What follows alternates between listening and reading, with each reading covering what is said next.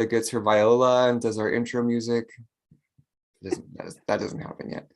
We'll get there. All right, and here we are. Yahas. Okay. Hello, everybody. I am Kat Udero, psychic empath and psychic wrangler. And before we see who I have wrangled in for today's show, let me welcome you to Third Eye Salon, where in each and every show we take a fresh look and a deep look between the veils of reality. Now, today we're looking between the veils of Sage Oneness and her connection to the beings that go by the name CHON. CHON was a name that they gave because we love to have names on the planet, and they don't really give themselves a name. And Sage just calls them the beings, really. But before we get into all that, let me please introduce you to the lovely Linda. She is my bestie. She's a psychic. She is a conscious business coach, and she's just awesome. How are you, Linda? I'm so happy to come to this time in the week, every week. So thank you everyone for joining us. It's my favorite time of the week. I hope it's yours too. I will be your live stream chat host. And as always, my policy is play nice or get out. So feel free to have all the conversation you want, but don't attack each other. We have enough of that outside of this space. This is a safe space, okay? And I'll make sure that as you get into this, please like, share, and subscribe. Make sure that, I know I say that every week, but the more you do, the more people see us. So share the love. And be sure to check us out on our podcast on Apple and Spotify if you can't get us here. And also, everybody who's been donating to Third Eye Salon, thank you, thank you, thank you. We appreciate you so much. We appreciate all of you. And when you donate, it really does help. So thank you. We know your dollars are precious. And make sure that you have joined our Facebook group, because, you know, the conversations there are just as awesome as they are here. And you get to have conversations with those within the group at a deeper level. And with that, hello, Sage. I am so excited to just learn more about you and experience the wonder that you are. Thank you. Thank you. Hi, everyone. Hi.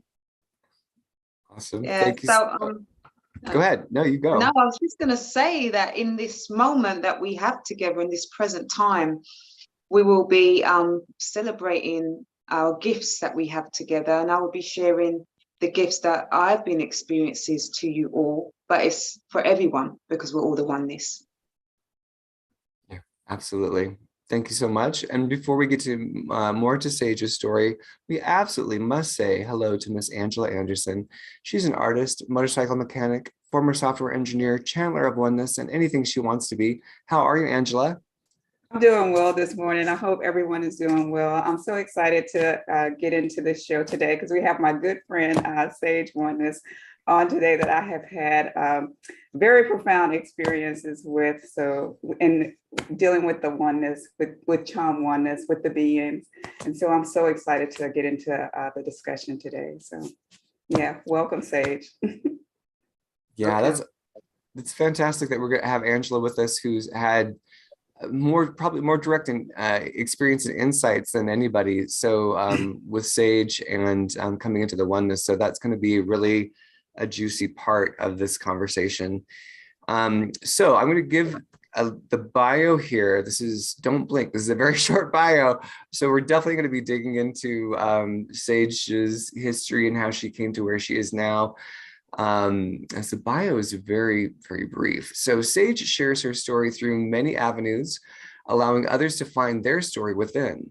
Sage does this through energy work, channeling the beings, spiritual books, activations, meditation classes, all while experiencing loving birth, death, rebirth, I would say, possibly unconditionally, all along the way. So if you are excited to learn more about Sage and how she came into contact with the beings and began to channel them, please give us a thumbs up, give us that love, and leave a comment so we know what you're interested in talking about. So before we get into all of this, Sage, where you encounter the beings, I'd like people to understand a bit of who you are, you know, growing up in the world before, because you were somebody who was always creative. You always had an otherly connection. I believe there's dyslexia. There was like a way of relating to the world that was not easy. And I'm wondering if you could tell us who you were growing up and we'll take it from there. Yeah. So for me, I grew up, I say it how I feel it, and I feel like I was plonked into this world.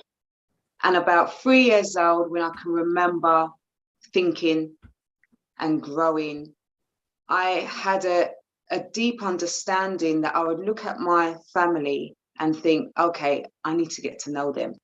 Oh, I need to get to know my mum. I need to get to know my dad. I had older brothers and a sister, and I was like, I need to get to know them.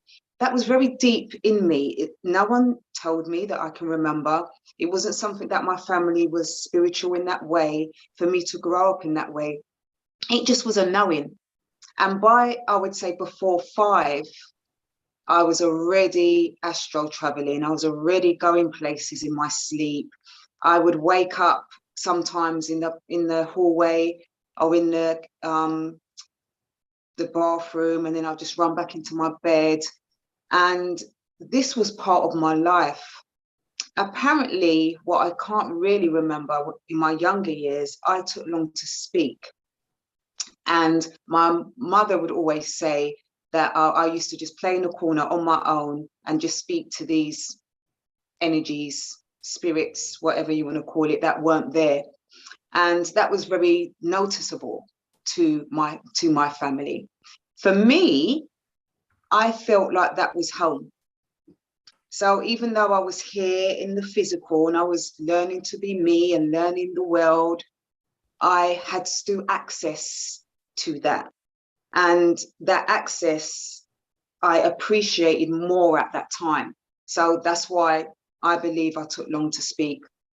However, in my growing up years, I was diagnosed as the so-called spectrum, someone on the spectrum, dyslexia.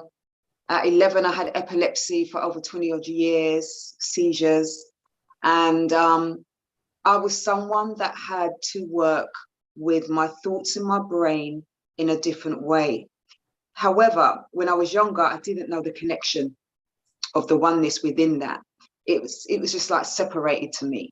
So when I would go traveling and I would go astral traveling and I would do things, I loved playing on my own, but I was never alone. So I was playing with the spirit world. I was playing with things that weren't there. Some people call it your imaginary friend, you know, but my imaginary friends never left. That's the difference. They are still here now. But you say that when you're younger, a lot of children experience that, imaginary friends. What does that mean? Sometimes adults think, oh, it's just them, just playing with themselves. But we know different, you know, and that was me. And I loved that. And by having those experiences with friends that weren't like human friends or weren't physical like us, because it's more feeling, it was more vision like friends, like in my mind and in my video thoughts that I could connect to as real for me. And I would never put that on anyone else and say, well, it's definite and other people have to experience that. That was just my experience. And throughout my years, I realized that, okay, this wasn't going. This is it. This is what it's like. Again, when I was younger, I used to play these games on my own again, but I wasn't alone. And it would just be like cars will go past. So I'll be looking at the window and I'll be playing this game of cars. And I would know before our red car's coming, and then the red card will come. Mm-hmm. And I'll say, okay, who's coming next? And I'll think of a color, oh, a blue car's coming. And then, you know, or a blue Cortina, and the blue Cortina will go past. And then I'll play another game with, like we used to watch certain things like Wonder Woman and stuff like that. But then I would have in my thoughts, okay, this series is going to be starting tomorrow. It's going to be coming on, and then it will come on tomorrow. So those little things that we may class as little was the opening of understanding intuition, understanding future thoughts that can come into the present, which there's rarely no past, present, or future. I was exercising my brain in that. at such a young age. I understood in primary school, which is under 10, primary school age. Over here, we call it primary school. And I'm in London, by the way, guys. So I'm in London, England. Right. Yeah, forgot that part. Yeah, and I used to have instincts where I would have friends that I'd play with, and then I would just have an instinct of saying, okay, I just want to play with my spirit friends. So I would say, I'm not going to play with you guys right now. And I would go off and do my own thing on my own. And again, I didn't know anyone that was like that. I didn't know anyone that said, yeah, I'm going to go off and do that too. There was no one I could speak to. There was no one I could share it with. And to tell you the truth, I didn't feel different. I just thought other people were like that to a certain degree, and we all had our own way of doing things, and that was just me. It wasn't until I got older. So you didn't feel isolated, or as a little kid then, did you feel like you didn't feel isolated, or like you were the weird one? You didn't experience that? Not at that age, no. It was just freedom. The freedom to just be, the freedom to be with these friends, which were humans if I wanted to, the freedom to be in my own space with this illusion or the spirit world. And it was normal to me. And I was more in the spirit world more than the physical anyway. And I loved that connection. And it just felt it's home. It just felt like home to me. And I think it wasn't until I got into like teenagers, when you're growing and your hormones all over the place and you're starting to grow, you're going to secondary school, you know, you're starting to get interested with like little boyfriends or, you know, getting into that sort of world. So you're coming into the physical more, you know, so you're showing yourself more by doing that. And by showing myself more, I started to realize, okay, this is just me. Okay, I am a bit weird. You know, there's not other people that's really doing this. Okay, no one else is saying they're traveling at night. And when I used to travel at night, I would come back with bruises. And I would have bruises on my skin. And the bruises could be circle bruises and like little shapes that will come. And again, in my teenage years, my mum even took me hospital to see what these bruises were. So they were noticeable, and it would always be when I traveled back in the nighttime. My mum even got to a stage of saying, "Oh, maybe the mattress needs to change," and you know, right? So it was trying to figure it out. Was that from you having an experience in the astral world, and it showed up in your something happened to your astral body and it showed up in your physical body, or was it like a rough re-entry? Like what were those bruises from? Yeah, so throughout the years as an adult, when the beings came along, I'll share about the beings later on. When the beings came along, I did ask that question. Okay. And it was only through them I felt ready and comfortable to ask them those sort of questions. You know, everyone else, I don't know if they would have got the answer unless they were experiencing it themselves. And then it could still be a different experience. So when the beings came, I asked them and I said, what was that about? You know, I still get them sometimes now when I travel. But in my younger days, I didn't know what that was. And they said exactly what you just said. It's because it's energy and we're all energy. When I'm passing back through, because I was young, it could be a bit like powerful. Yeah. And the powerful energy of me coming in and out, you know, could bring bruises on my skin. They also said, depending on what shape the bruises were, so I had different bruises, some of them was doing work on me. So again, I'll speak about that later on when we bring in the beings of how they see things and how they work with different people, not just myself and stuff like that. So there was a couple of reasons why that would have happened, but that made sense to me. And I was really fine with that. And that's been my journey all the way up to my 20s. And then when I got to 25, I had a near-death experience where I don't call it near-death experience no more. I call it all oneness, but we know that what that word means when we say near-death. So I still use that word. And I went to a place, the near-death experience came about my son. So I was pregnant with my son, and my seizures came back like really profoundly, and I was just having seizures all the time. So I ended up in intensive care, at 26 and a half weeks pregnant. And they actually gave me my last rites. So they brought the priest in to say, you know, one of them will be going, and it was going to be me or my son. And in that experience, I went off to a place, and the only way I could explain it is pure bliss. The pure bliss of just oneness and nothingness. I didn't remember I was female, human, on this earth, a being, a nothing, just a nothing, like no words can express. And when I share this story, I always try and share it into words, but there was no words, you know. And I heard an energy sound, but I'm saying it through words because we speak through words and language, but it wasn't words, it was just an energy sound. And it was, okay, you need to go back. And I was like, oh, no, no, no. You know, I was like, who would want to leave here? You know, and they said, don't worry, this is where you're coming back to. This is your home. However, you need to go and continue your purpose. And as soon as you continue your purpose, you'll be right here. And one of my purpose was to share, which I do, experiencing what death really means, and bringing the sharing of life is death, death is life, and it's the oneness. And within that oneness, you're able to experience your chosen chapter or your chosen story in this so-called illusion, in this concept of what we call life. And that's what I've been doing along the way.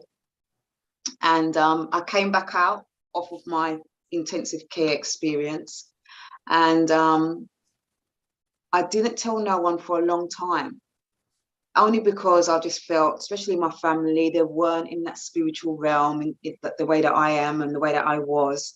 And I just kept it to myself for a very long time, but was able to experience the growth within what that meant, because I didn't know what that meant. If someone's saying to you, or you're hearing sounds or vibrations saying to you, go back and do your purpose, you need to figure that out. They never said what that was, you know, and that was good, because this is where the journey begins. This is learning. This is experience. So I thought that as, okay, this is interesting. Let me start to unpack what that really means. And what I did know is anything that my intuition draws to, and I feel the peace, and I feel inner peace, and I don't need to push it. It don't need to be work. It doesn't need to be tiring. It doesn't need to be, that's when I know it's the real energy field of just guiding me to the next step. And I worked with that through many years, understanding what that means, understanding the necessity of really being and really experiencing, you know. And I wanted to physically experience that in this earthly realm before I started doing what I do now, sharing and experiencing, because I think for me, I am what you see. You know, I speak what I am. I don't behind closed doors be another person. And when I'm out, I'm doing this speech of, oh, I'm the sage. This is me. And, you know, and we're not perfect, but within that not perfect state, you can choose to embrace the perfection within the oneness of what you think is perfection. But within that, you can still grow that as well and keep it going. And that meant a lot to me to experience that. And then from today, in this present moment, I channel the beings, and I do meditation, energy, and I do light language. And I'm continuing to unpack my purpose. All right. I have a quick question. Yeah, about the near-death experience. You know, sometimes the near-death experience can be a pivotal point for some people to kind of turn their life around. But for you, it seemed more like the start of your journey, the initiation of your journey. Do you know why you had the near-death experience? Was it just to give you a feel for what death was so that you could better teach that? Or do you have clarity on why you had the near-death experience at all? Yes, that's a good question. I like that. But yes, I did. So with the near-death experience, what I was told afterwards, like there's no near-death. You can't be near what you are. So it wasn't a near-death. It was just an experience for me to identify where I am. So that's my home. So when I was younger, that's where I would go. Yeah. When I was younger, I just forgot it in this human life. And so that's my home where I have access to at any time.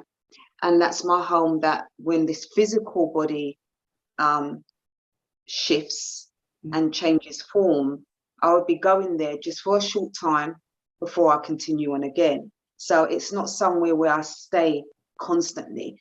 So I had to learn to understand that through my growth and understanding my purpose. And every step I take, every growth that I make, more opening happens all the time. So that's what I got from that. Nice. Yeah, it felt like, to me, it was like, here are your files, these are your papers, now go do your work. It was like, you know, like it was time to pick up your homework or your life work, and then come back in and be like, okay, these are my files to sort. I need to start going through them. I need to start, activating these things within myself. That's my sense of it. I was gonna ask you something. Did you want to pop in, Linda, while I'm thinking about where I was gonna go? Sure. Yeah, I could relate to everything you were saying. Growing up, I had imaginary friends, and then I had a ghost friend that was very different. And I remember arguing with my mom. He is not an imaginary friend. I know what they are. He is not that. And she, for me, I wonder what, it would have been like to go into my teens with that. I stopped when I went into school. She was very clear to stop before you go into school. And I think that happens so much to kids. Yeah. How was your life different because it didn't stop? But that it kept going. How were you treated? Because my mom always said, people will think you're crazy. So I stopped. And that carried me through adulthood. Yeah. Were you pretty open about it? Or were you, I know you talked a little bit, but were you pretty guarded about it? I wasn't open, not because I felt like I think people wasn't going to believe or not believe. At that age, at that young age, especially coming into teenage years, it was more about, okay, I need to fit into this earthly realm. I need to stop going off all the time. Not that I was choosing to go off. It was just, I felt like it just was. I wasn't saying I'm going to go off tonight, or it just happened, and I just got used to that, and it became, it was my home, and I felt a connection there. But teenage years, it was like, okay, I need to balance. And that was my own self saying that to self, and I needed to. And what happened was at 17, I got pregnant with my first son. And that was the balance. Bringing another earthly baby into the world was like, okay, you need to get grounded because you need to provide, you need to do this, you've got someone to look after now, you need to get grounded. And that was one of the best things that happened, because it allowed me to just have that balance. I still was doing things, I still was traveling, but there was more of a balance, and again, I was still at that age, because 17 is still a teenager. I was still at that age of not sharing with anyone what was going on. So this was my own thoughts, my own intuition, my own higher self that I was connected with. That was my teacher, that was my guide, that was my everything, and that still happens up to today, to be honest. I'm just used to that. I'm used to being guided by my higher self, because that's all I've ever known, really, since I came into this earthly realm. I know that there's another spirit illusion somewhere going on, and I connect to it, and it's just always been like that. That's always been my friend. That's always been my place to go. That's always been my, when people take on this worldly world so much, I don't. And I only don't because I know there's so many other things going on.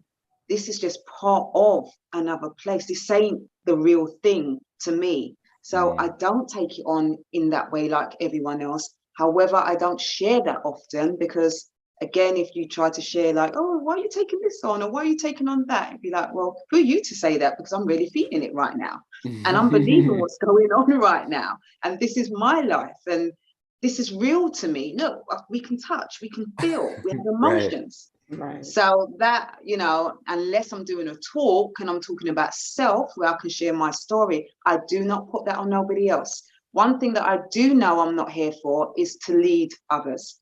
I'm here for others to be able to lead themselves, because I know that our contract and our story is so completely different, even though it's the oneness. It's not me to tell someone, you should do this, or you should believe in this, or you shouldn't believe in that. The same way I wouldn't want someone to do it to me. So I do not play that game.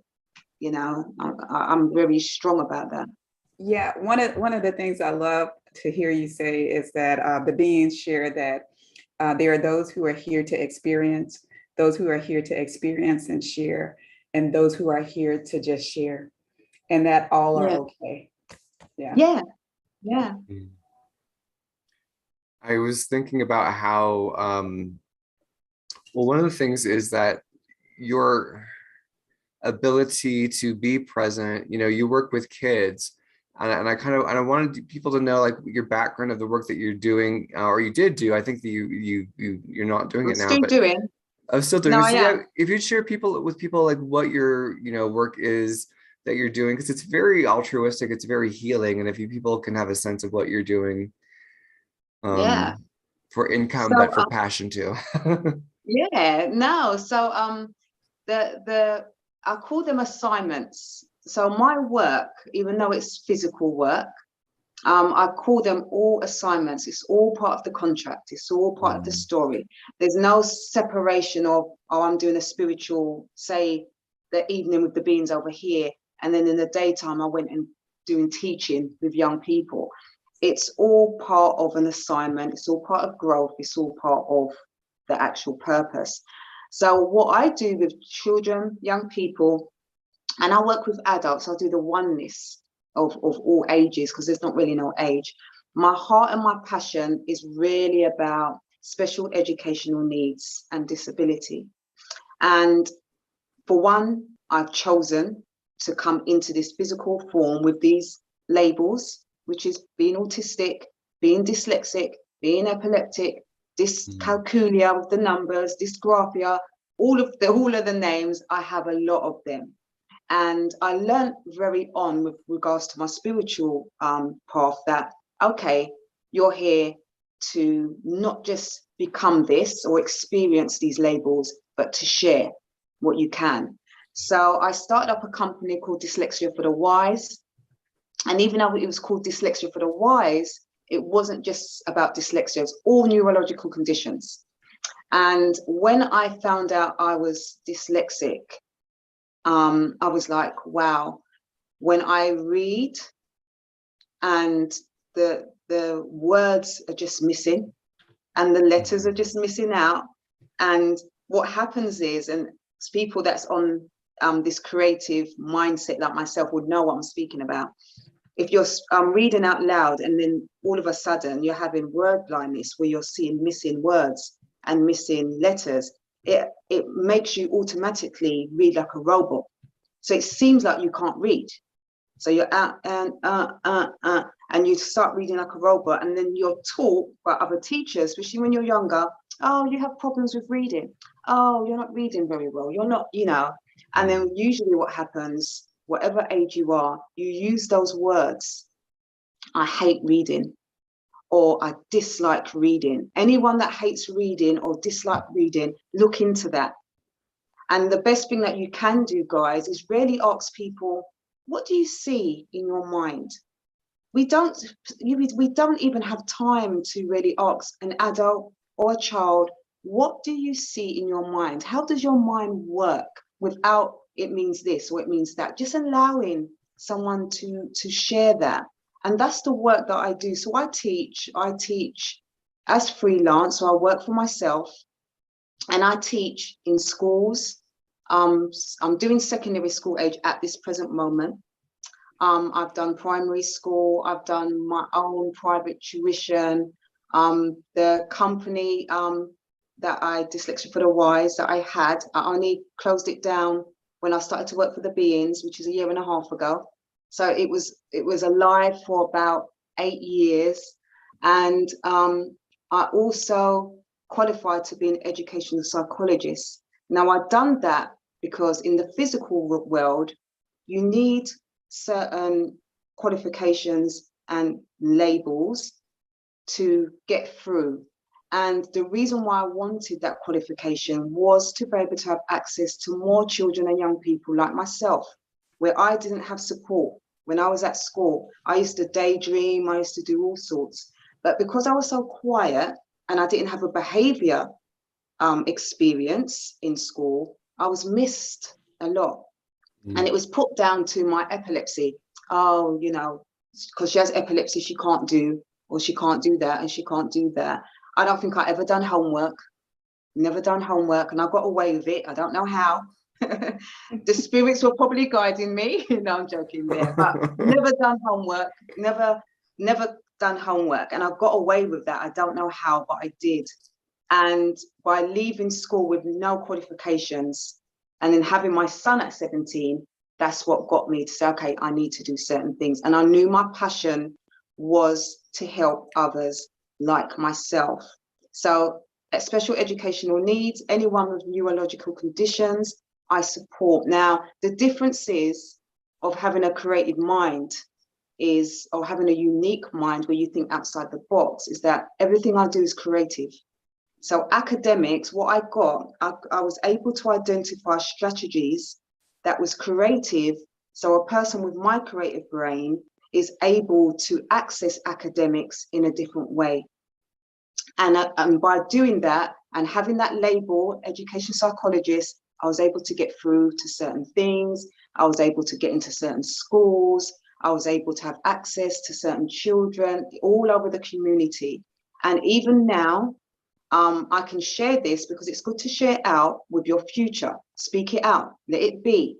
Because if you want to experience it, it will happen. Just speak it out, don't be afraid. And I've been told about 2 years ago from the Beings, you're going to create a community space. And you won't call it a school because it ain't going to be like a school. It's going to be something completely different, a community space of some sort. And it's been 2 years in the running. And it's only now I'm starting to see like it's coming nearer. So I was asked by my higher self to go back into teaching. So that's what I'm doing now, to get more training of what's happening now. So when I bring the new style of this so-called educational experiences, it's going to be really, really different. But I have to know what's happening now in the world. So I had to go back in teaching to see what's going on. So I'm in training mode at the moment, which is beautiful. So yeah, that's what I do. And I'm really passionate about it. And it's part of my purpose. It ain't different from my spiritual work. It's all the oneness of who I am. Yeah. Yeah, I can see it all folds into each other. And it feels like to me, as our how I perceive is that our current societal structures are collapsing because they're not sustainable. They're not, they're based in ego. They're not based in anything that's sustainable. And so as the ego collectively and individually gets more challenged, more shaken and broken down, there's going to be breakaways where people don't apply to the system and they do something different. And so for you as a translator, it seems like you can be a translator of systems like, oh, this is how it was, and this is how it is now, but I can translate it for you so there's a smoothness. It's not going to be so like jarring and an alien because I can translate it for you because you had your feet in both, That's my sense of it. So go ahead. Now, what I was just going to add to that is what's so beautiful, because I have a similar creative brain with regards to neurological conditions. I connect with children. It could be children, young people, anyone. And we start speaking and I'm like, welcome to the family. I can just know straight away. I can just connect straight away. And it's about loving who we are. and knowing that our unique brain that we all have within us. It's just that humans in this earthly realm didn't understand when we was coming in to this earthly realm with our kind of creative brain, not knowing how to deal with it, not knowing what it is, not knowing how to unlock certain parts of our brain, because when it gets blocked, how to deal with that. They just gave us labels. Yeah. And they're still trying to work out what that is. But in the meantime, we were classed as not being able to do. Oh, that means, you know, we're not clever. That means this, and not being able to really embrace those so-called labels, because we know that words is just what we choose to attach to it. That dyslexia could have been called love, and we would have Well, seen it as love. everything You know? is seen as a deficit as opposed to the gift. It's like, here's a sphere, you're looking at the deficit from the angle of deficit as opposed to gift. Like, yes, this doesn't operate over here because it's operating over here. Look at it, turn around, look at it this way, see the fullness from the other position, you know, is what comes to my mind. That's like a product of the masculine and feminine, the product of us operating within a masculine system, because it's logical. It has its structures that you have to adhere to. And if you don't meet the defined structure or the standard that's been established, and you don't measure up, so to speak. Yeah, but we're moving toward that expression of the divine feminine, which is creative in itself, which is more heart-centered, you know, more focused in that way. So yeah. Well spotted. Yeah. Did you want to say something, Linda? I'm just relating to all of that. We were talking on the chat about how many people who are gifted, or I don't like using the word gifted, but who have abilities do fall into the spectrums, and that seems to really play a part in it, because I'm dyslexic and I have lots of those other labels, and I know a lot of people who do, and I think it just kind of comes with the territory for a lot of people. Right. Yeah. I have another question. What yeah, sorry. Go ahead.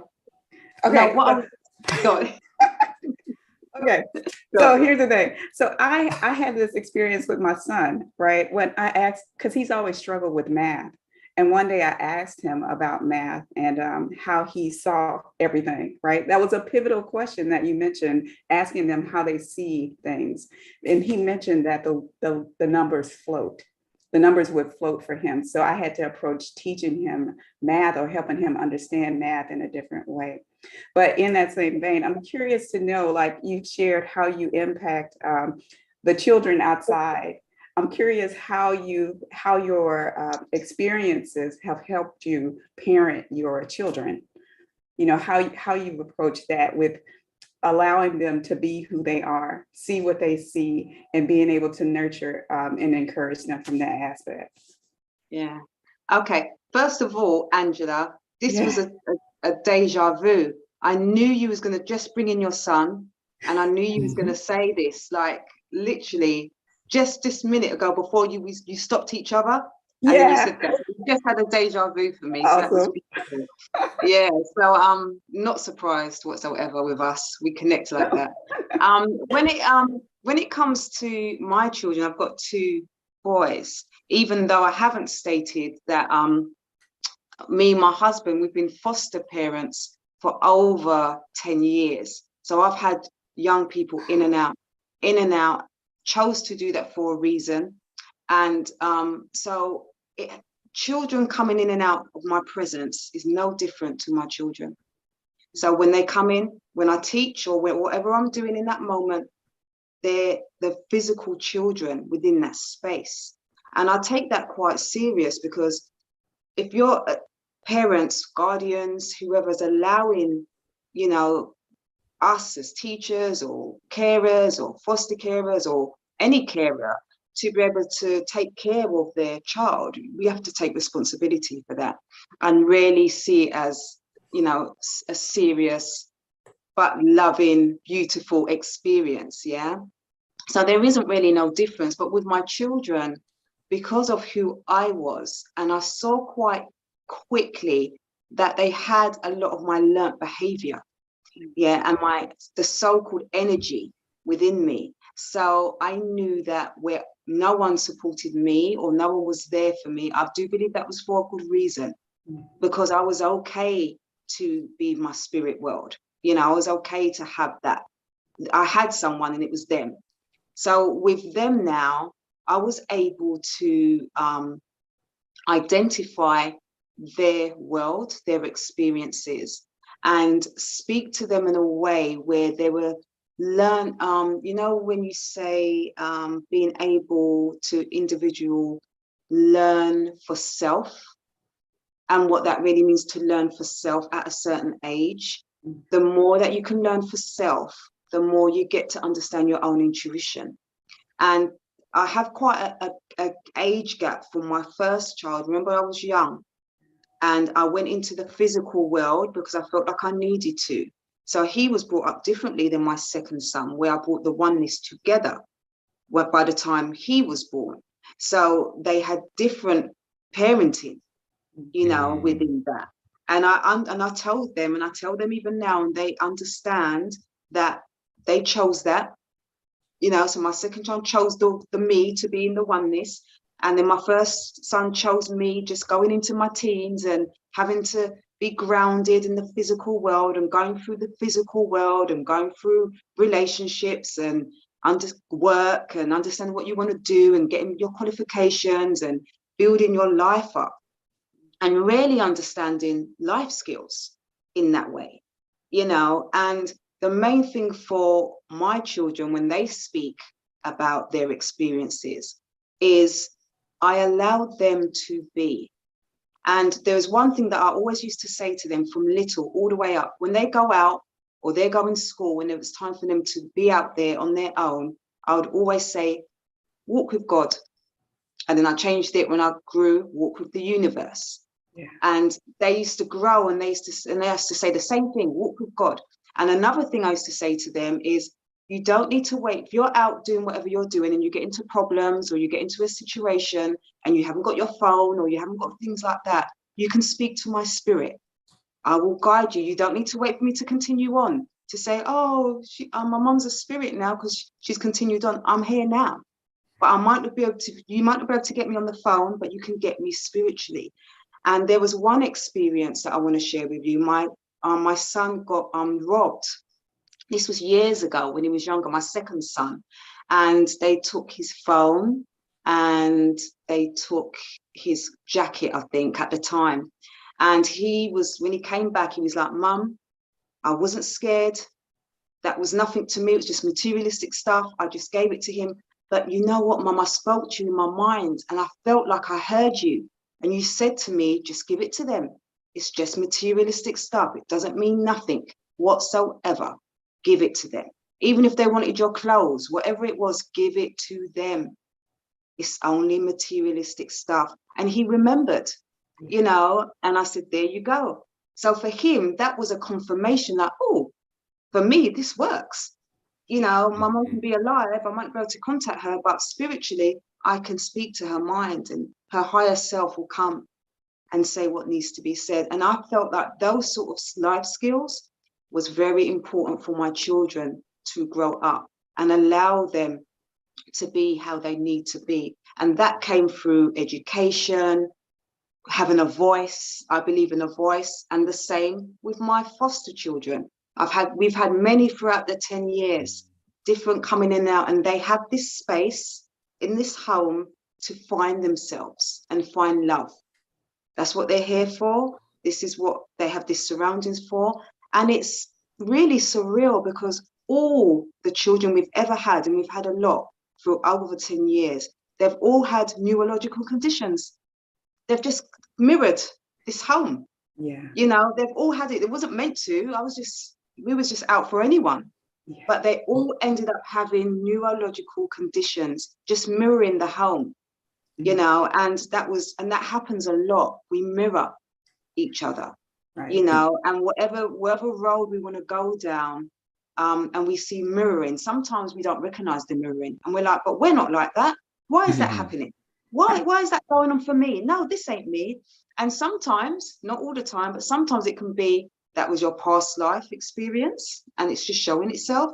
Sometimes it can be your past, and you think, and you're like, oh, I was like that when I was younger. I didn't remember that. Oh, I was like that when I was a teenager, and it's just showing itself again. But because you've grown and you're not of that essence no more, you have just forgotten that that's how you was. So you're just mirroring yourself. What can you do with this? What learning do you need to learn right here, right now, without taking it on and making it a big thing? So that's what I've done with my children, and I still continue to do that. And I have grandchildren now. So I have 2 grandchildren, and my grandson's 7 and my granddaughter's 2. And it's the same thing, allowing them to find their intuition, find their voice, have a voice, and allow them to grow how they need to grow without the fear of thinking, you know, this is going to happen.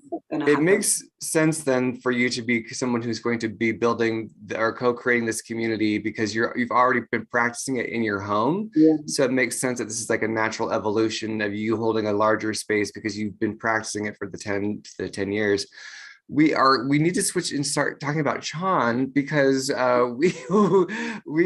is fascinating that like you are like a natural teacher, like all these things that you're giving us. It's like parenting skills, life skills, and how to connect. It's like it's all rich, and yet I want to make sure that we talk about CHON, because we also want to talk about the documentary, and we got to have time for all of that. So let's hear about how, because I mean I feel like CHON was always with you.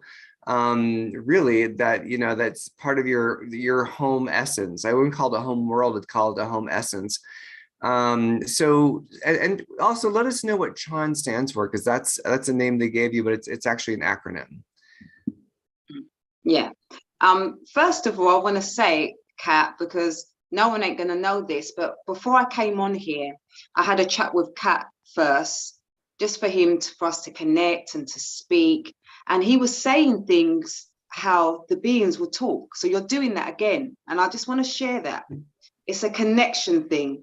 So Kat would say something and I would say, oh, the beings have said that. The beings said it like that to me. So he's doing it again. So I just want to share that, guys. Doesn't have to mean anything, but it's a connection, yeah, that he's having with the beings. And I did say to him then, and I'm saying it now, that if he wanted to, he can open up to the beings himself, because he's there. Yeah. But that's just my sharing that I want to give to you, because every time I hear it, I'm like, there he goes again. You know, he's doing it, you know, so I have to share that. Yeah. For me, the beings first came in 2017. So I was already on my spiritual journey. I was already doing things. You know, I was already, you know, working with children and young people, and I was already a meditation teacher. So quieting the mind and connecting with your inner self and your inner home, I was already doing that. And then out of the blue, it literally was out of the blue, no indication, no direction of a little thought of knowing that something could happen, or a little see-through that these beings are going to be coming. It literally was just blam, just like that.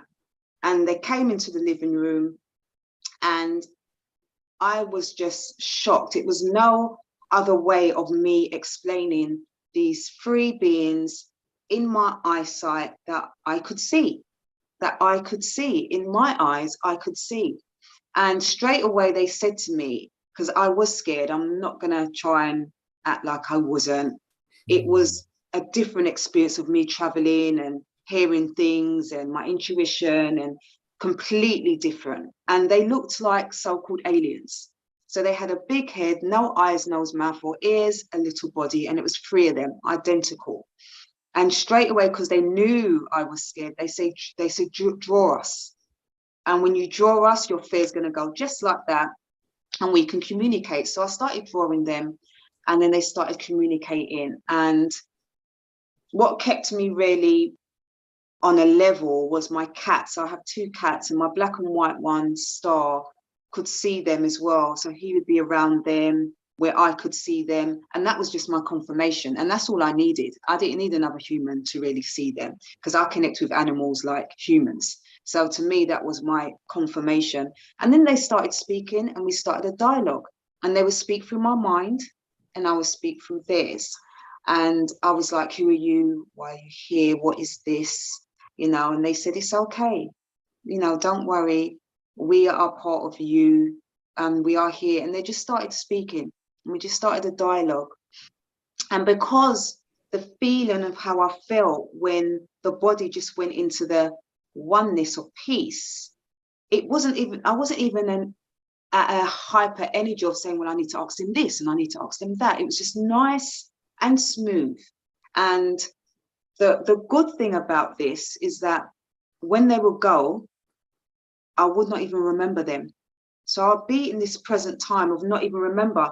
I wouldn't be thinking them. I don't remember them. They would just go. And then when they come back, I've remembered them again. And that was really unique, but it was perfect because I was still doing a lot of stuff. I had my business then. I was still doing the fostering. You know, I had a lot going on. So by them giving me that unique thought pattern of when they go, I don't remember them, I could get on with my earthly world, you know, and that was beautiful. So it made sense for my brain anyway, and who I was. It made sense. But that was just really unique how that could happen. So by the Monday, this was the weekend, I put something up on social media, and I knew that it was going to be something that would miss. So people that weren't into that, people that ain't going to agree, or they just won't see it. It's just going to go straight past them.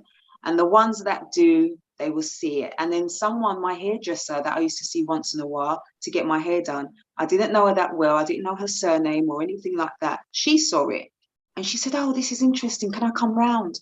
And I was like, yeah. And she came round and I started talking and I said, look, these so-called aliens, I was calling them then, has come to visit, and I'm still processing why they're here. It's a process. I don't know why they're here. We just dialogue. And then while she was in my living room, they turned up and I said, oh, they're here. Do you mind? And she was like, oh my gosh, no, I don't. And then they said they wanted to speak to her. And she said, oh, okay. And they started telling her things that I would never have known. They told her things where she was such in shock. And they always say, we are not fortune tellers. We're not here to tell you if you're going to get married, if you're going to have kids, we're not here for that. But for some people, they might say little things for you to just say, okay, this doesn't make sense. Maybe this illusion is maybe real for this moment. And that's what they done with her. And that blew her away. And then we started a dialogue. So she would be my scribe. So what happened was they would speak to me, but because they're speaking to me and I'm just speaking naturally, she was like, no, you need to note this down. So she would be my scribe. So we'd done this for like weeks, and they would come in the middle of the night. They would come in the daytime. They knew when I had to go and do my earthly worldly work, and then they would go missing and I wouldn't think of them. And then they would come in the evening. It was just constant. And then we just started asking questions. Who are you? What are you called? Why are you here? About the world. I mean, it was endless. And her name was Annette. Is Annette, she's still around. And Annette started to note everything down. So I might speak to them and I wasn't on the phone with her, or she wasn't around my home, and I would just record it. And then she would note it down.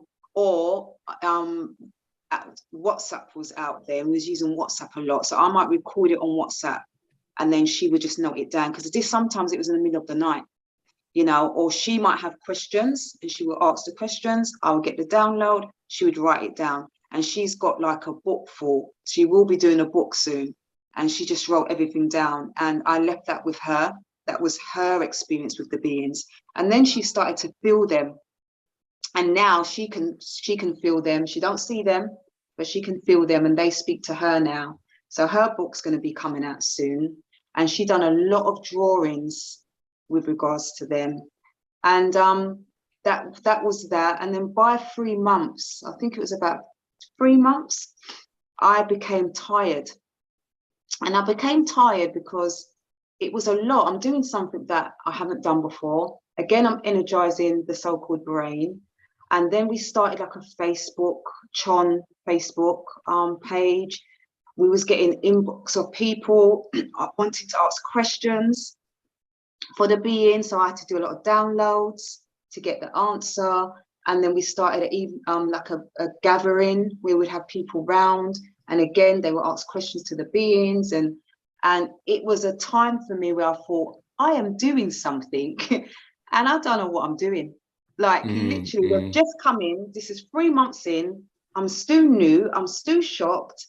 And what is going on here? So for me, I said, I need to step away and I want proper teachings. If this is going to be my purpose, I said to the beings, if this is going to be my purpose or part of my purpose, I want proper teachings. This is, I can't do this. Not knowing what I'm doing, but I'm going in, I'm getting people and I'm doing gatherings. And I was like, no. So I went in my home and I got some real teachings. And I'm talking about, this was 2017.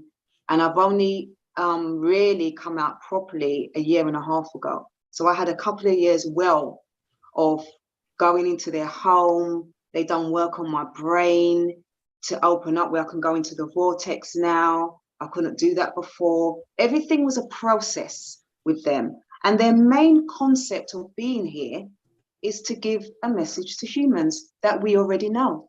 So the message is a remembrance, which other entities come and do as well. And they call them the oneness.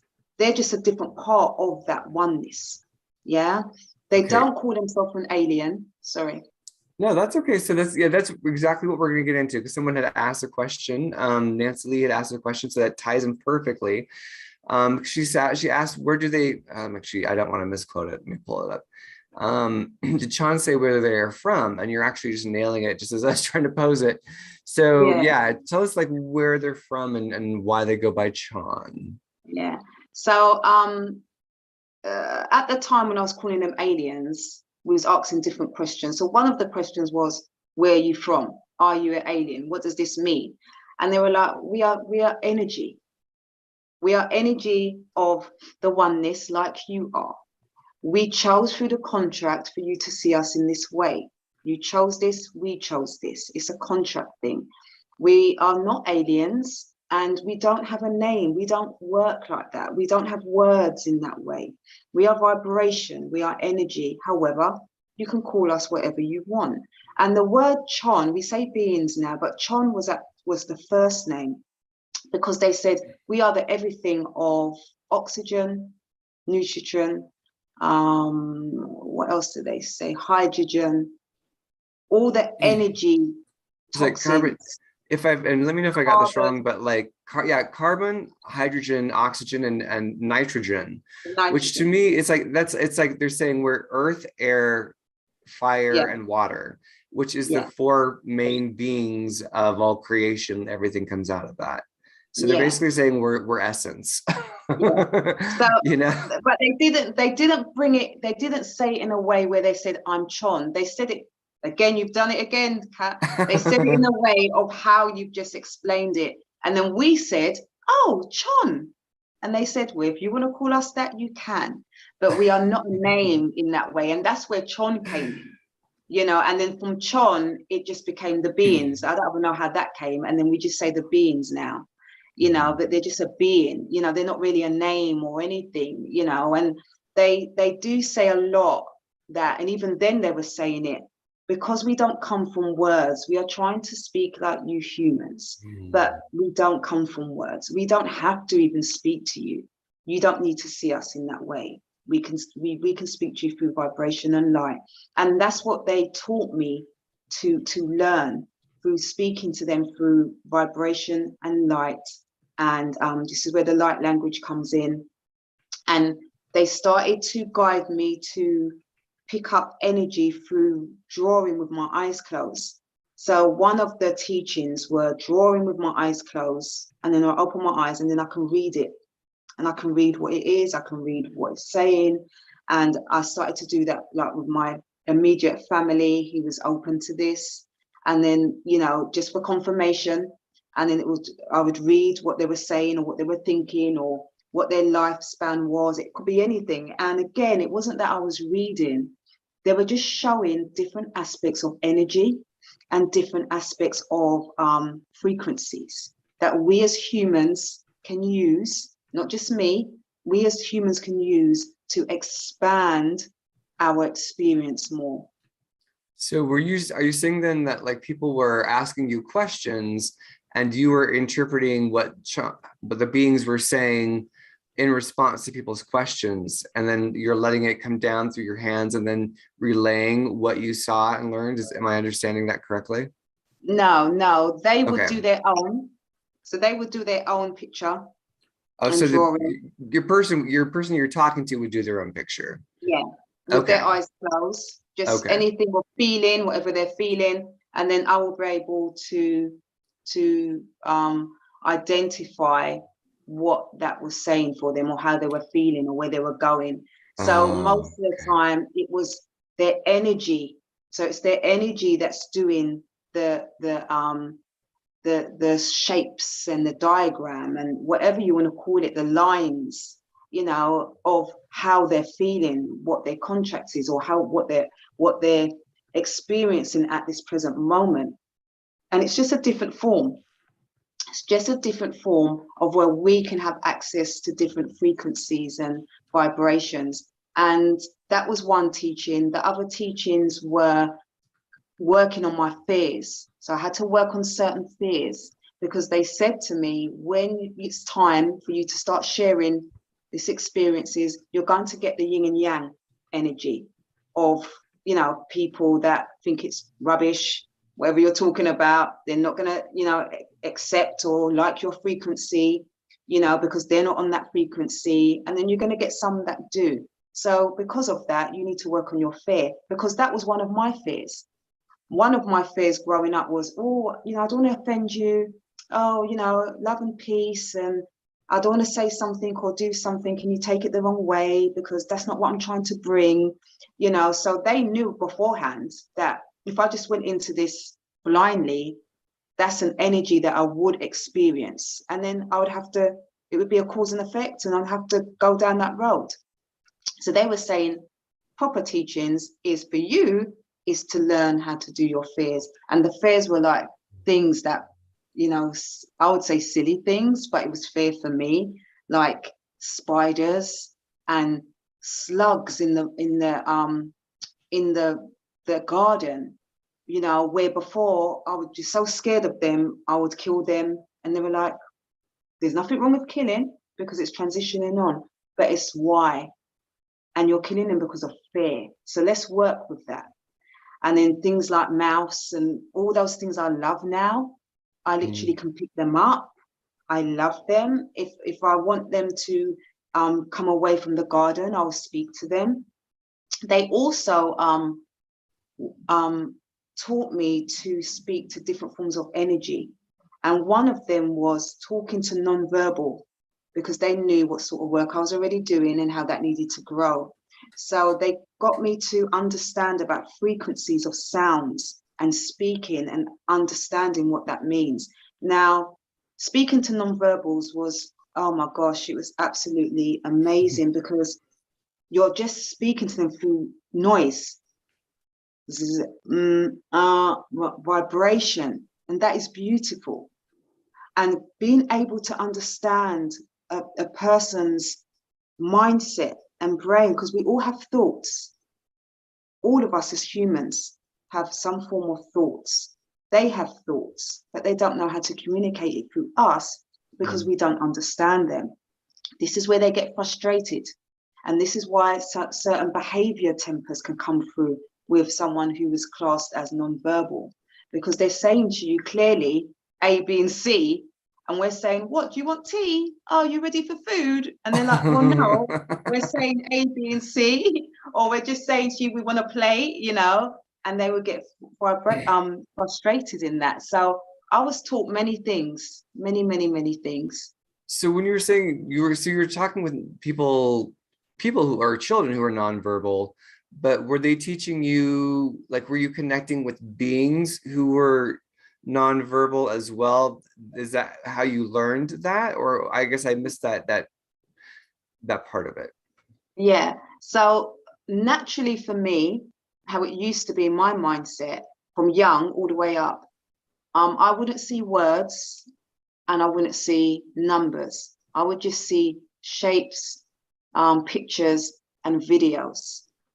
So the beings said I already have access. I already had access to talk to nonverbals because I'm like one of them. That's why I took long to speak, because I would connect to other frequencies and other energies. So I don't need to speak to connect to those forms of frequencies. So what they've done, they just gave me further teachings to be confident, to be able to do it for future. And that is still for future. They haven't showed me yet when it comes to nonverbal what there's going to be. What they have always said, that if you really want to identify the superpower within a human, connect to a nonverbal, because they have it. It's just that humans don't know how to connect with them. So you're not getting the information that is needed, but they hold the key. Wow, that's powerful. Yeah, I was just thinking that we all have those abilities. We just haven't opened to the awareness that they are present within us, because we can communicate in so many different ways through frequency, through sound. It doesn't always have to be spoken English or whatever language, because that's such a bottleneck when it comes to communicating with spirit, right? That they have to kind of, for lack of a better word, dumb it down to our level of understanding, because we speak in such sequential tones, but they can download frequency through just frequency itself, frequency and vibration, or through light language in the form of symbols that can encompass so much thought in one single symbol. Yeah, so I guess it's worth noting here that we don't have to choose to be limited by the human language. We can expand our awareness to encompass so much more, in being able to decipher the energy that is in all things. Yeah. I just want to say, I think that's why Kat is so able to pick up what they're saying, because he communicates through sound. Oh. You communicate through your tones versus words. Mm-hmm. Yeah, I started doing toning way back 100 years ago in my early 20s. I started using toning, and one of the first things I was a message out to the stars. I was like, what was I, 22, 23, and just life was so painful. And so I was just like toning out, and I was just like, don't forget me, I'm still here. I was like, remember, I'm still here. Don't forget me. And yeah, so thank you for that, Linda. I love toning out versus tuning out. Yeah. Well, I mean, the other thing I think is also just the empathic bit, where it's just, the things are available. And I think it's like the empathy with combination of claircognizance. I don't know how all those things work, but that's just like the words I'm grabbing at to try to understand, like, because I'll think about them and it's like, and I can just see it and feel it. And then anyway, that is enough about me, y'all. So I just wanted you to also comment then on when you were saying, like, the being said it was okay to kill. Just clarify on that point, because someone could take that and be like, oh, it's okay to kill, it's just transition. Yeah, I'm gonna kill all the time. Yeah. Right. Yeah, what they mean by that is, again, those words, it's words, isn't it? So we see killing as killing. They don't use words in that way. They just see transitioning, shifting energy. That's all they see. That they say to us, don't make things too complicated. Doesn't need to be complicated. It's just energy shifting.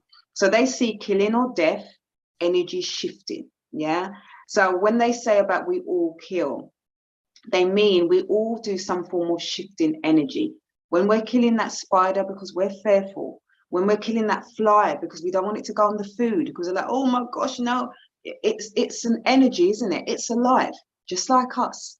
Yeah, what, just because we think we're human, or because we think we can speak and we do certain things, us and that fly doesn't deserve to live. It doesn't work like that. but it's a process, that's a cycle that naturally goes through.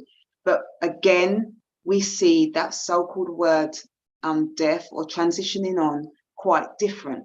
Now, if we was able to see it as the oneness that it is, we wouldn't see death.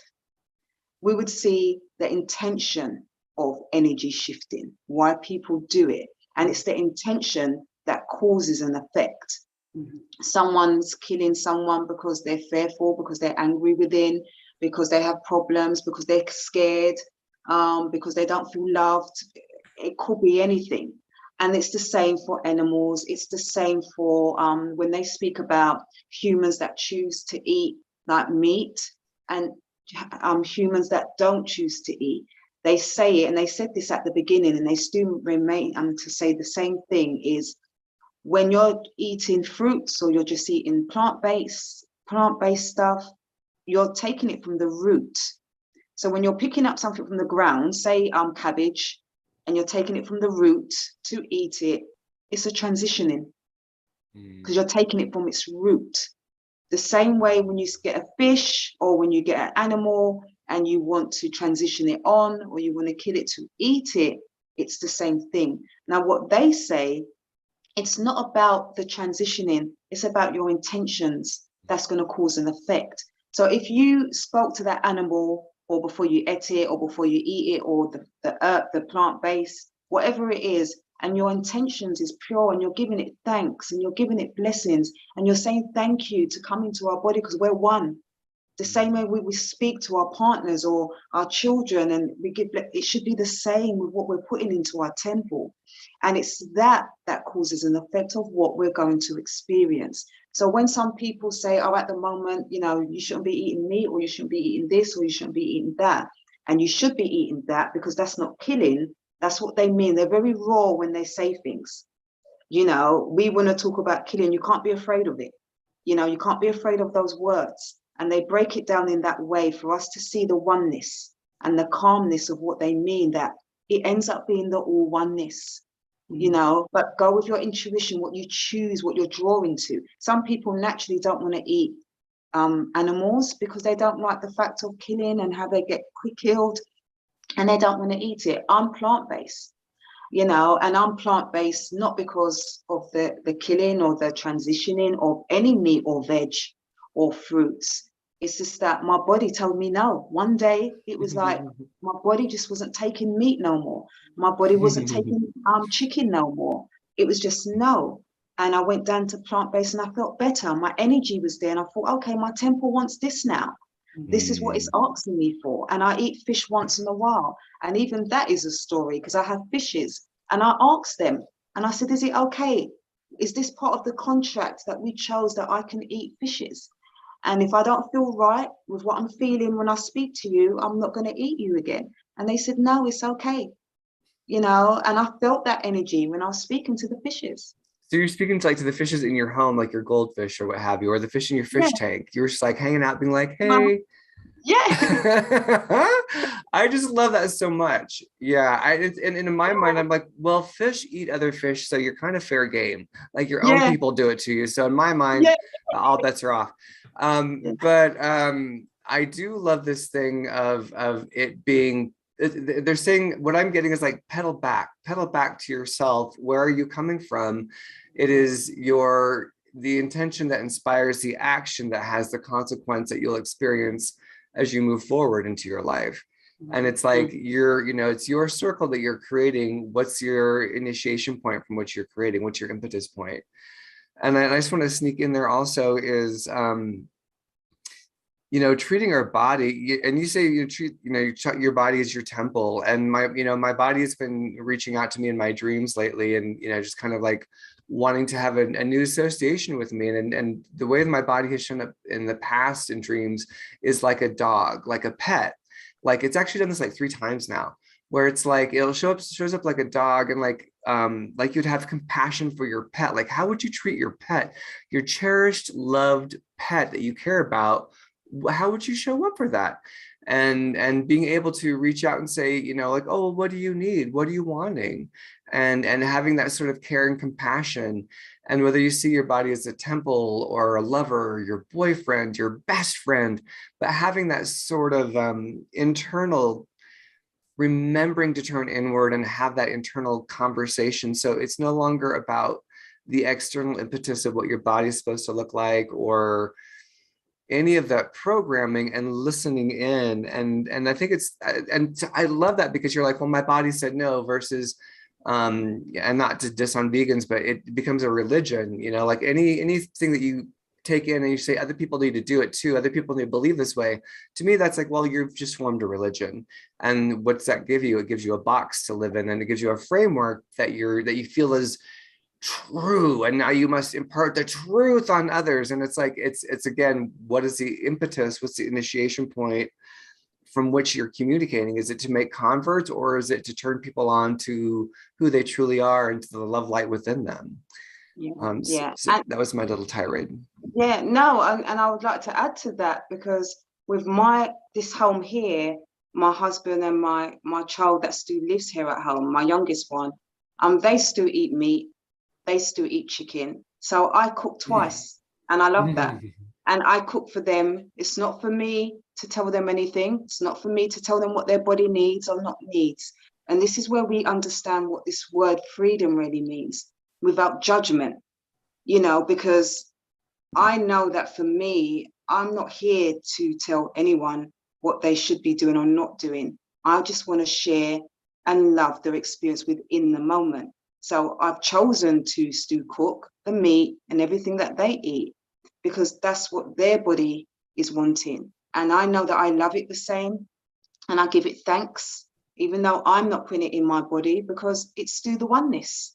And that's how I see it, you know. So when we change as beings, as an individuals, we have to know that the person in front of us, the person that we're experiencing a story with, may not be on that path, may not be on that frequency. And it's okay. And it's okay. And we can still love, because that judgment's not there. So when the judgment's like, well, I'm doing this and you should do, or I want this to be happening, I want to grow like this, oh, you need to grow like this, you need to be here, you need to be, no needing is needed. Just the freedom. That's good. Sorry, no needing is needed. That's just that's a great meme right there. Yeah, that's that understanding that we're all part of the oneness, but we still have our unique expressions as, you know, beings within this plane, and learning to listen to that body consciousness, being aware that we have that body consciousness to listen to serve as that guidance for us. That's so critical. Yeah.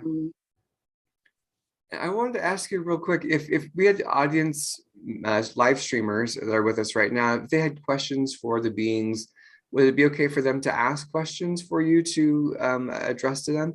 And I would say, you know, we're not going to do readings.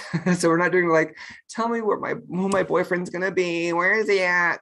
So we're not going to do that. But like, if there's questions about life and living, I would say to make it more like in service to everyone. Like curiosity is like, okay, so what do the beings say about this? I don't get it. Why? You know, like I would say to hit us up with those questions. I wanted to ask you this, well, so I've been listening to Matthias De Stefano a lot, or I've been starting to listen to him more lately. And one of the things he said that has really caught me is that there's, you know, it's not about ascending. It's about merging with, like, we're all in this matrix, you know, that is this energy, that's this construct, but it's still frequency, it's still vibration. And he's like, it's not about ascending, it's about merging and becoming one with it. And I mean, it could just be semantics, but I'm wondering what the beings have said to you about ascension, or how they describe ascension. What's their take on ascension? Well, I can bring them in because they are here, and you've been hearing my voice for how long? So I'll bring them in and let them say what they need to say.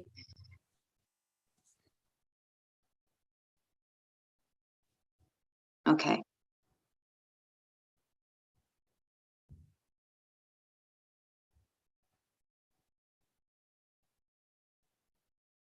When humans say the oneness, of ascension or continuing on, or what that really means.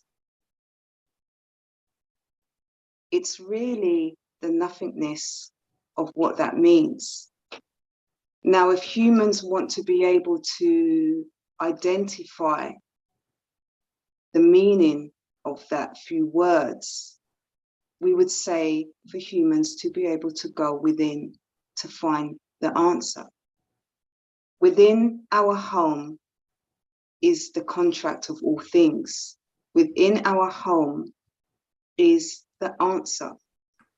Within our home is our doctor, our teacher, our everything. And humans don't use that enough.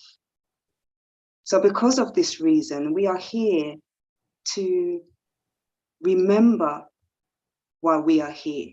Because we remember we are the oneness, even us. Within you all, we are the oneness. So the nothingness of everything is what we would say that is. So thank you. So I'm just going to do my own little translation on that, because I know that words can be challenging.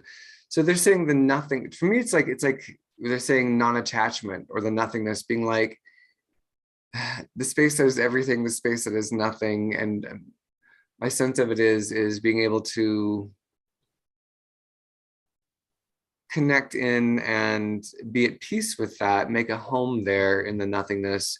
That's its own form of what you might call ascension, because it's you're no longer stuck in time space, but you're in presence.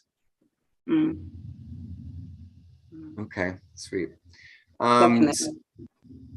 So Linda is gathering questions, and yeah, I guess you couldn't see. Sage was nodding her head in agreement, so I didn't think about you guys not being able to see that. So, oh, my cursor stopped. Hold on one second. I can ask the first one. Thank you, Go love. ahead and Please ask the do. first one. Please. Laura Holland asked, what does CHON say about what we can do to bring our planet healing right now? And it kind of goes along with my question of, with all the things that are going on in our planet right now, and the state of us as a collective, I'd like their take on that as well.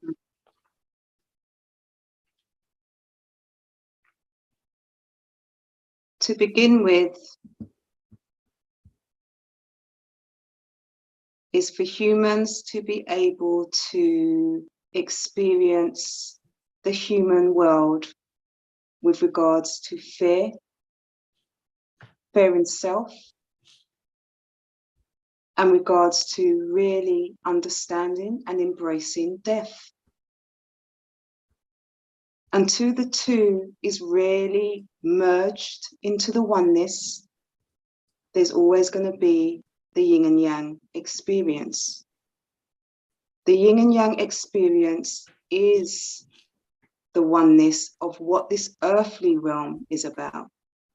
Other frequencies, other illusions, other space has different experiences. But this earthly realm is about the yin and yang. So humans, you cannot be with one and without the other. So when humans say, when is healing going to take place? Or when are we going to experience certain change within the environment of the earthly realm? We, as the oneness, can only do that. We have to change our energy field. We have to shift energy of what we feel we know and what is within the just being. When humans can become just the being of the oneness and experience the present moment, the true present moment, which is the gift. That is the gift right there. The true present moment. And not think about the past, not worry about the future, and not take on the actual gift, and just be it, which includes fear, which includes death, then the shifting will really take place. However, are humans ready? Do they have, thank you for that. And do they have guidance for us on how to be more present in this time, to not be in the past and future, things that we can do ourselves? Because I know we get a lot of, I'm always looking for, meditation, those types of things. The main thing is definitely what they say now is to understand your home. And what they mean by that is your inner intuition, your inner home. They like to say often, and they're saying it again. So I'm seeing feeling of the body. When something happens in our body and we get a pain, that's our doctor speaking to us. That's our inner home speaking to us. We know this because we feel the pain. And then when we go, what we do with the pain is that we'll go to the doctor or go to someone and say, oh, we've got a pain. What is it? And then the person out of us has to ask us, which is our inner self, okay, what does it feel like? How is it going? How does it swell? What happened before something can take place? So what the beings are saying is that is the first teachings. That is the first teachings. That's what we've done with Sage. That is the first teachings, is to go within and trust it. Trust your home. Trust your intuition, even if the whole world on the outside says, that's silly. That's stupid. No, that doesn't happen. We can't do this, or that doesn't make sense. If you know in your heart and your intuition, you have a calling for that, it will just shift and guide you. And it's that is needed within humans. Because what happens is thousands and thousands of years ago, as we know, where they're talking about when there wasn't a government, they're talking about when there wasn't leaders.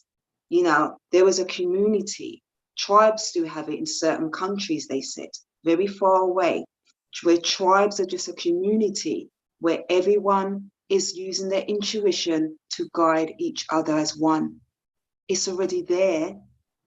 It's just that we can't see it as much. We don't feel it as much. And our mindset is blocked in the way of just being in this mode of being a robot of how we live, because we have governors, we have leaders, and we have other humans who tells us what to do. So we don't use our inner home. But this is what's needed. And this is why they're here. The beings are here to teach us and retrain us our inner home, nothing more. Not to tell us what's bad or good and what we should be doing and not doing, just to connect to our inner self. And that's what we can do, and that's what we should be doing. And we are starting to do that more, because life is changing so much. We can't really, listen to the outside of us, because we can see what's going on. And it's going to get there quite more. It's going to become more where we're going to have to go within. So we're getting there anyway. I think there's definitely, I do see that as well, where the faith in the outer systems is breaking down left and right. We're seeing it for what it actually is, the manipulation and savagery, and just the ego attacking itself, the ego fighting for separation. And do you want to fall in alignment with a system that is going to drain you like a vampire, or do you want to, regenesis yourself from the inside? And self-mastery is one of the biggest, most challenging, but also I think in which we get past the resistance. Like, I'm speaking from my firsthand experience, like as I'm coming into this thing of like resisting self-mastery, I'm like, I just want it to be better, and it's like, well, then, then be better, and emulate that frequency if that's what you want, like, own it. And it's like, now things are opening up, and I'm the creator. And it's no longer like this head chatter about like being the creator of my life. It's becoming experiential. And I think that is the whole thing of like falling into your essence and the radiance of your essence, and how your essence is always projecting, and whether you do it consciously or unconsciously. We have a question here from the lovely Nancy Lee, and she says, I would like CHON's take on astrology and if it's a system with any merit? Yeah, I like that question.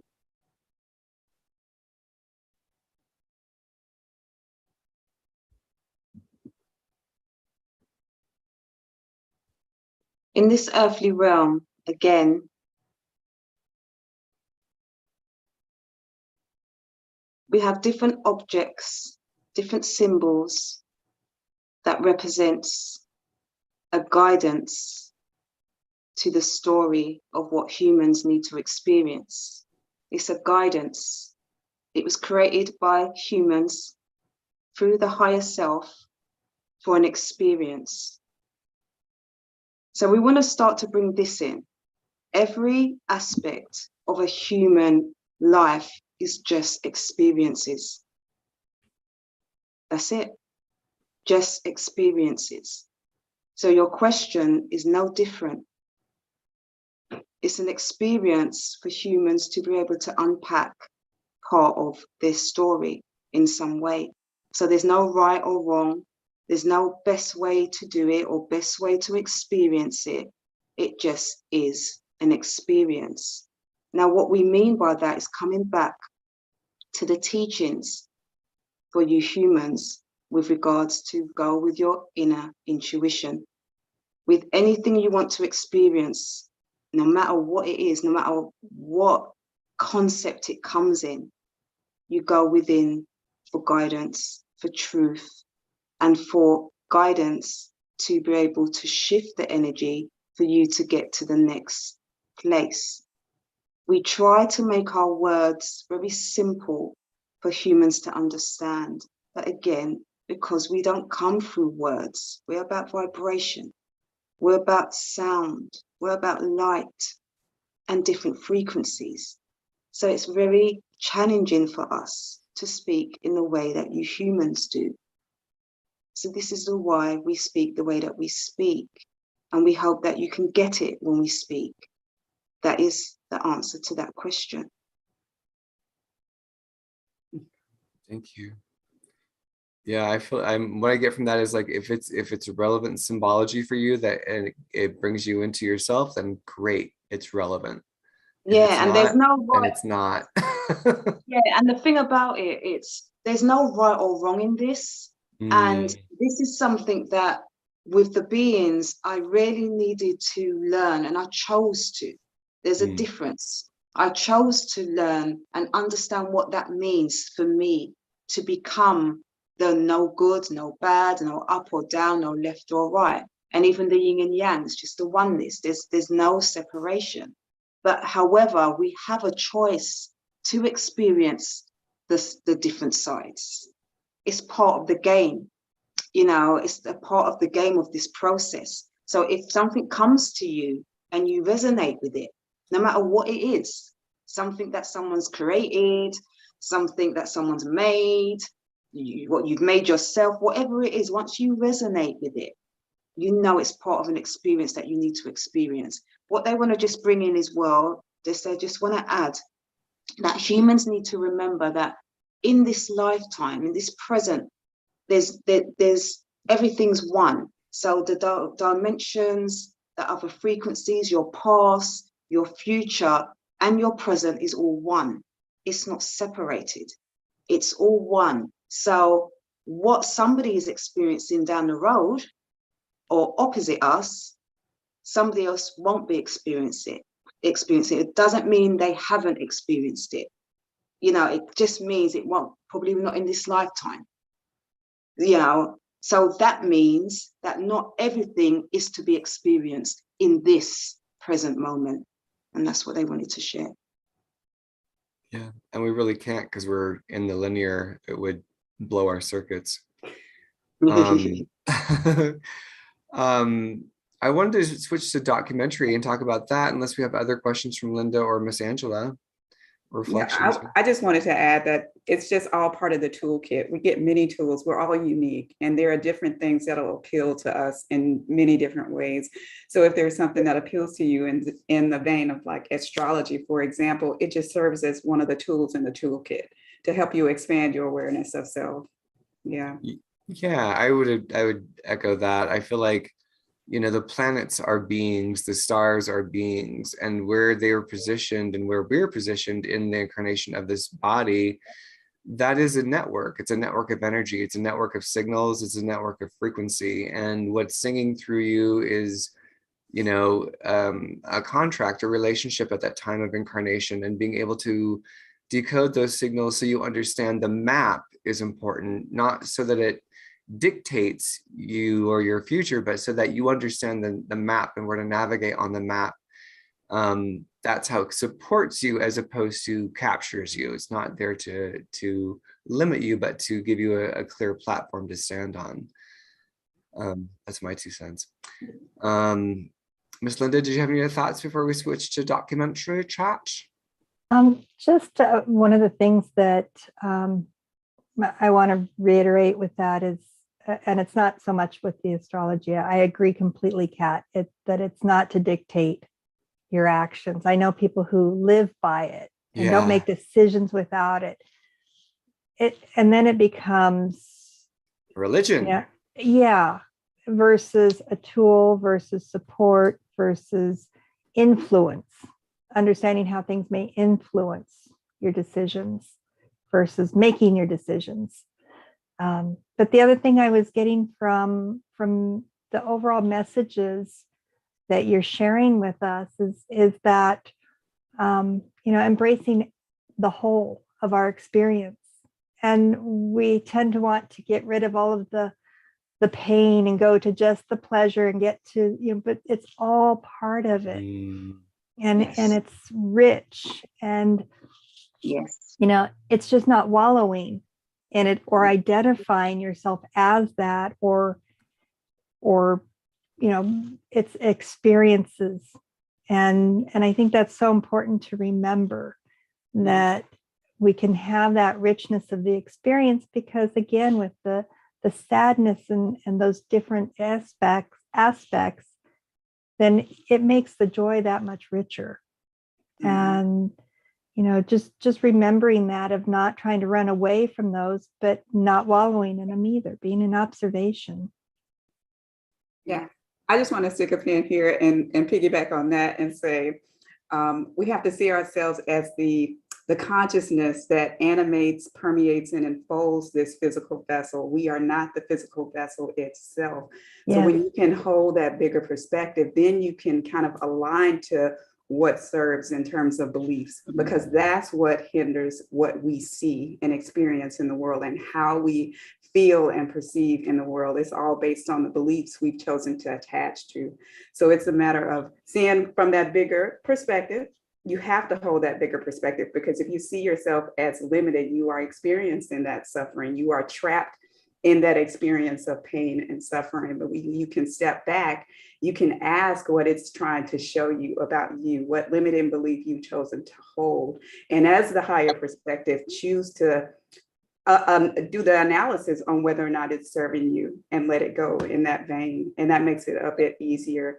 But you have to have that willingness to get in touch from that inner self, get in touch from the inside to understand who you are, get in touch with feeling that, and getting familiar with that feeling of what that is, so that you can function from that higher perspective and govern, allow this physicalness to just be that vessel by which you experience the world. Yeah. Absolutely. I love that, because it is, you do have to recognize where you are, and also remember that this is just a part of you. Right. This is just a small part of you. Exactly. Yeah. We're in the experience of being the pinky nail, the nail on the pinky, but like for the pinky nail, it's really a lot. But like if you can pull into the rest of the body, you're like, it puts it into a greater context. Right. Exactly. Which is, I say that because it's my biggest challenge. But Miss Sage, would you let us know about your documentary that is coming out? We've got about another 15 precious minutes with you, so I want to make sure we get that information out there. Yeah, so about last summer, I think it was, the beings announced and asked, they always ask, if for me to do a documentary. And I was like, I didn't know people around me that done documentaries. I didn't know where to start. I know I said yes, but I said, you guys, you're going to have to guide this because I don't know anyone. That's not my field. That's not what I do.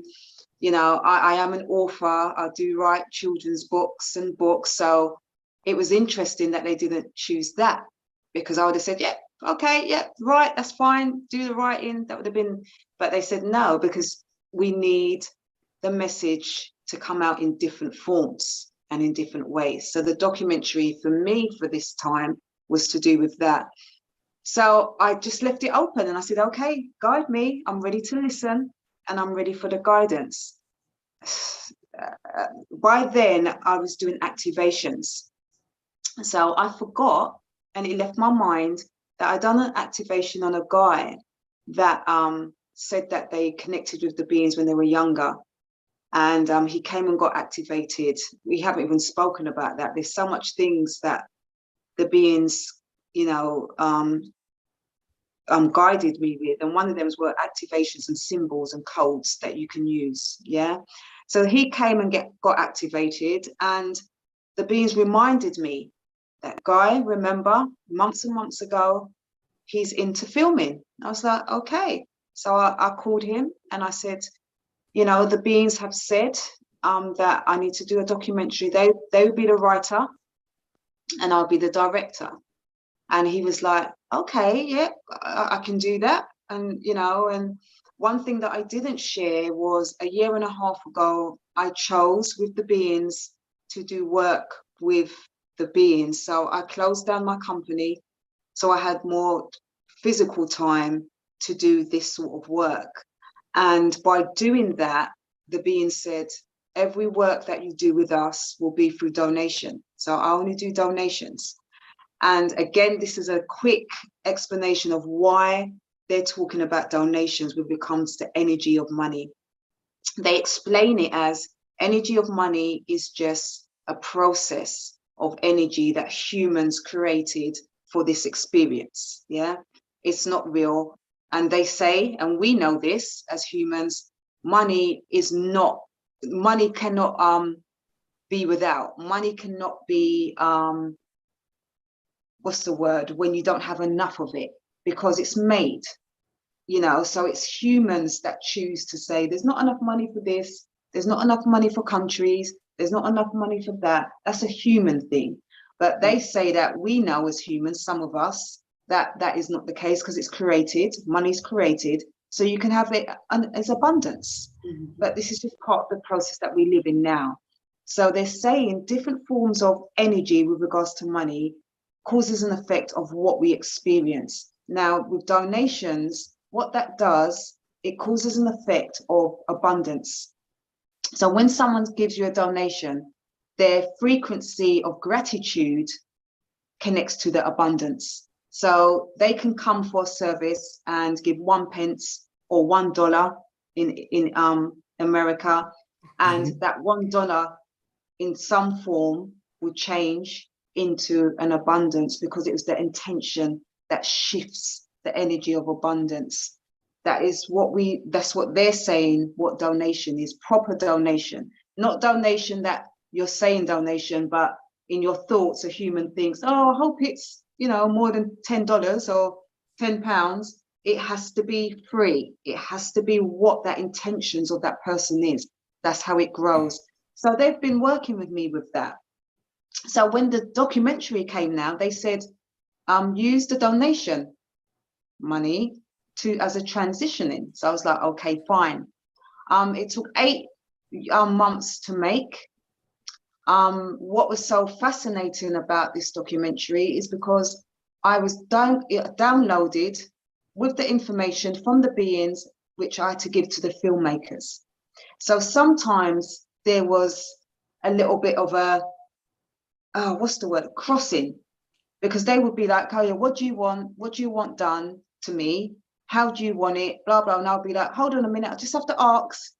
And sometimes it would be like, come on, like what do you want? And I'm like, this ain't mine. I can't do that.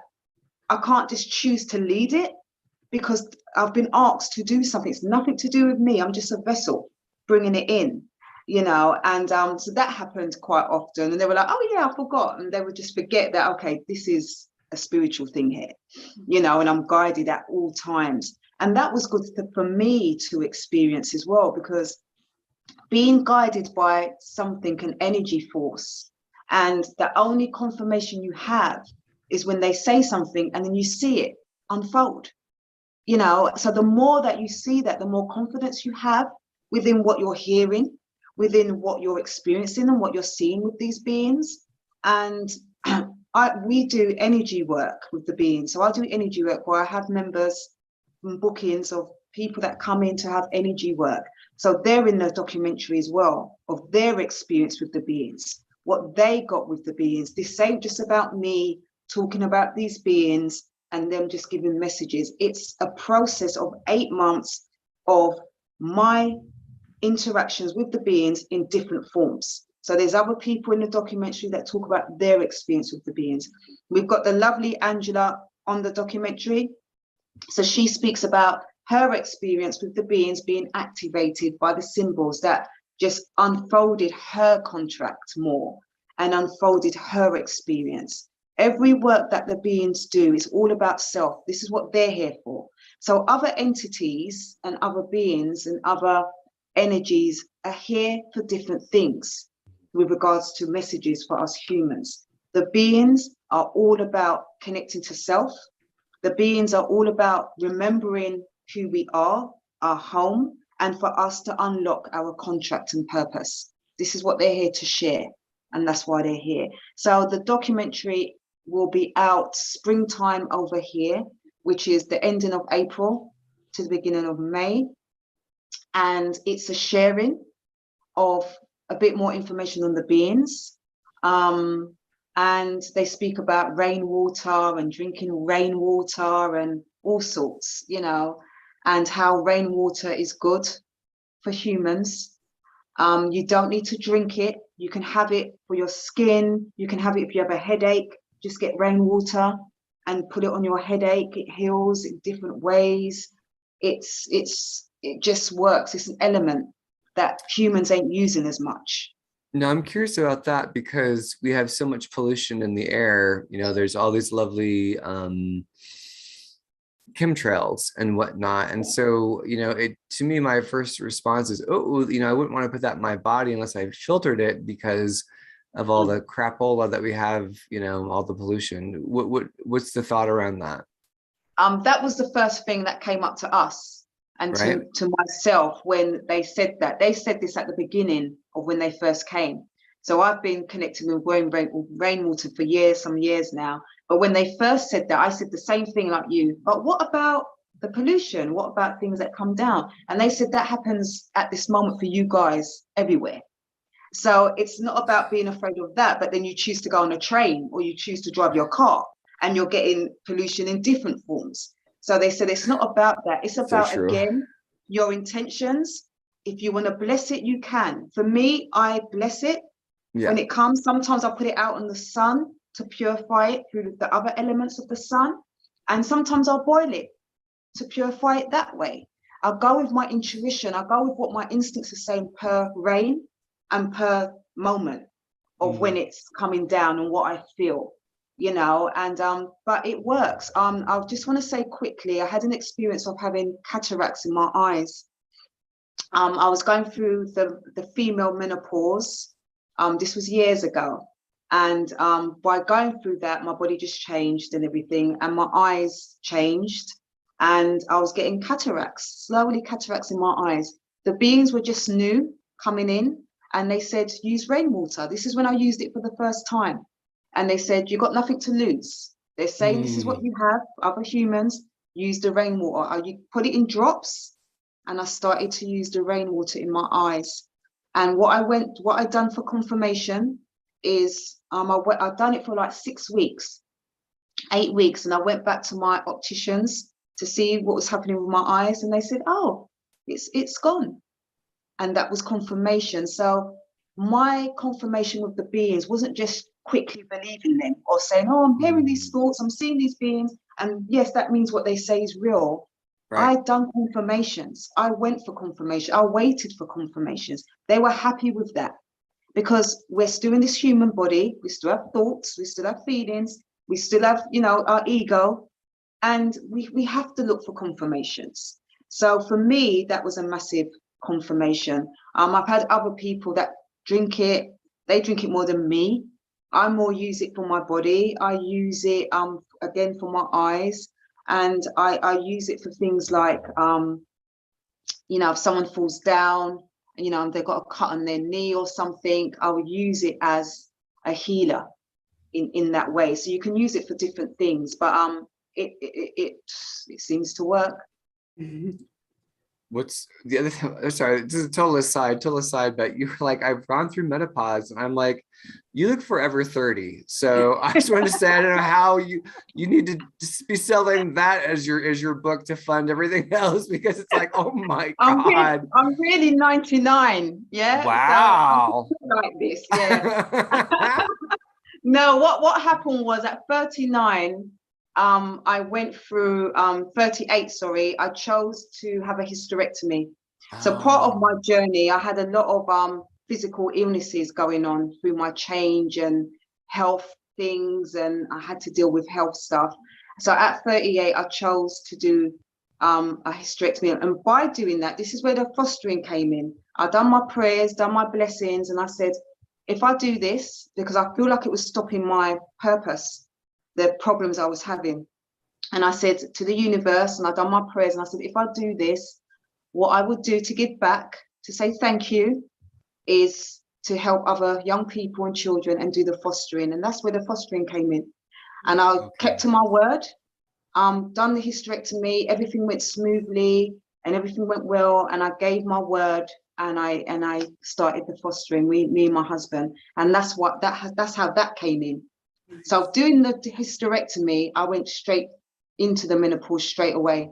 Okay. So okay. Yeah, but what was beautiful about that, I was able throughout the years to help other females, help other humans that go through it or went through it, because I went through it so young.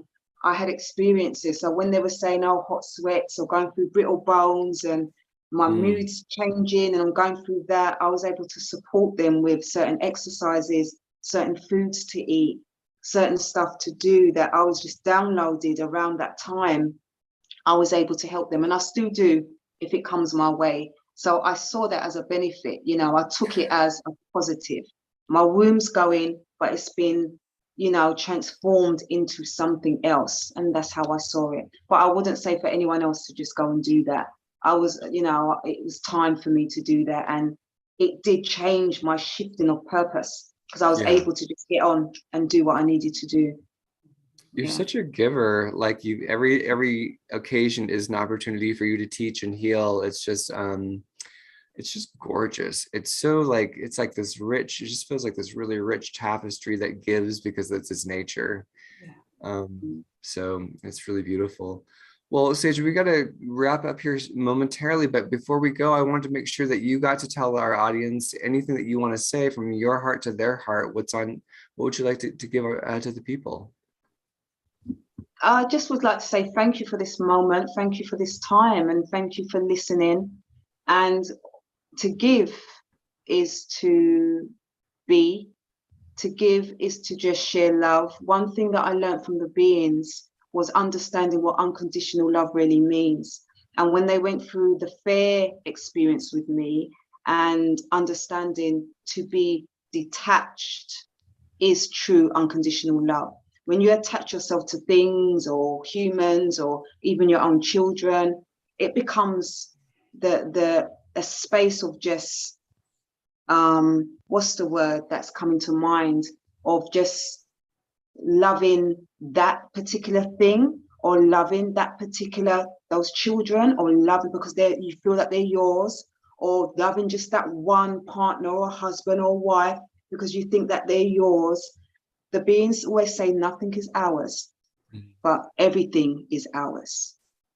And what they mean by that is when you can detach yourself to just the one thing or that over there, or just my children, or just my partner, or just my dog, or just my work, or mine, when you can just release it all and just become the nothingness or the oneness of all, that's true unconditional love.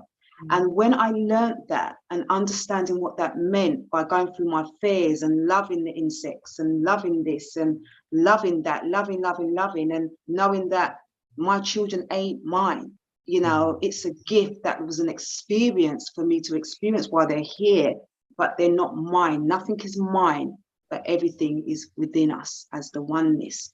It changed the way that I see things. So what I'm giving to you guys is just the oneness of all, nothing more. There's nothing to give. I know I had an email from you to see if there was any promotions or anything to give. And what I'm giving is just, if you connect with self and you wanted to contact me to say, oh, you know, to do a meditation moment or to speak to the beings or to do this, your instincts will do that and you will find me and I will find you and we will connect.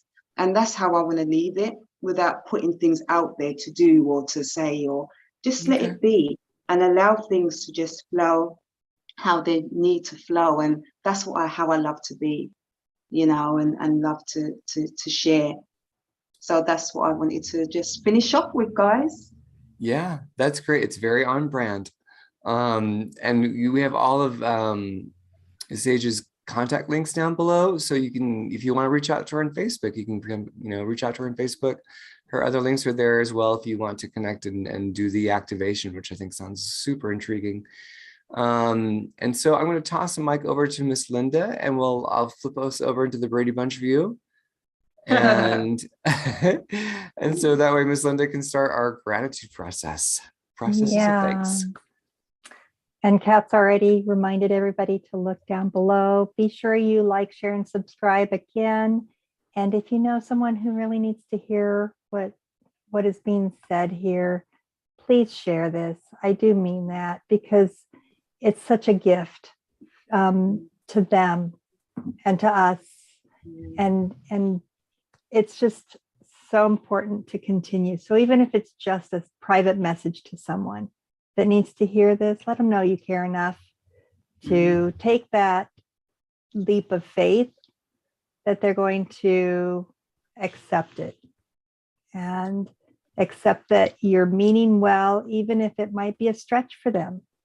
I do that all the time. And sometimes people are ready for it and sometimes they aren't. Yeah. And that's fine. It's totally fine. So do that. Again, thank you everyone for the wonderful discussions in our chat. We always have these amazing side conversations, and I learn from everyone in the chat. So that's fabulous. Keep it up, and keep it up going into Facebook group so that we can continue those conversations there. Join us at Third Eye Salon on Facebook. And again, check the links below. Thank you again for the donations. Thank you, Zoe, for coming in and giving us such wonderful words of wisdom and your energy. And I look forward to seeing your documentary. Thank you. Thank you. And I'm going to turn it over to Kat so we can find out what's happening next week. Absolutely. And I also want to thank Angela as well for being here. And maybe Angela can share some in the Facebook group, your experience of being in the documentary, because I would love to hear, if you want to make even just a little video for us or whatever you want to do, Angela, to let us know about your, just like on a live stream on Facebook, no pressure, but just to let us know your experience of being in the documentary. I'm curious about that. There is a trailer as well. And there's a trailer. Okay, we can share the trailer. Yeah, there is a bit with Angela on there as well, which is great. Okay. Yeah. The pressure's off. we'll share the trailer. Just put the trailer in, Angela. That's all you need to do. Just okay, we'll do. We'll do. You're welcome to comment on that, Angela, as well. So our guest next week is going to be Brooke Jones, and just so you all know, that's going to be 3 p.m. Pacific time, so it's going to be in the afternoon. And she is the author of Why Are There Monkeys?, where she had an NDE experience and she actually interviewed God and she made it into a book. And she's been a radio presence for decades. She on the West Coast, she had a show for years and years and has really been someone active in the radio community. So she's just so engaging. I'm so super excited to bring her on. And yeah, if you haven't already, go ahead, hit the like button, subscribe, and become part of our community. And with that, we love you all. Be oh so good to yourself, be good to others, and take care. We'll see you next week. Bye, everyone. See you later. Bye. Bye.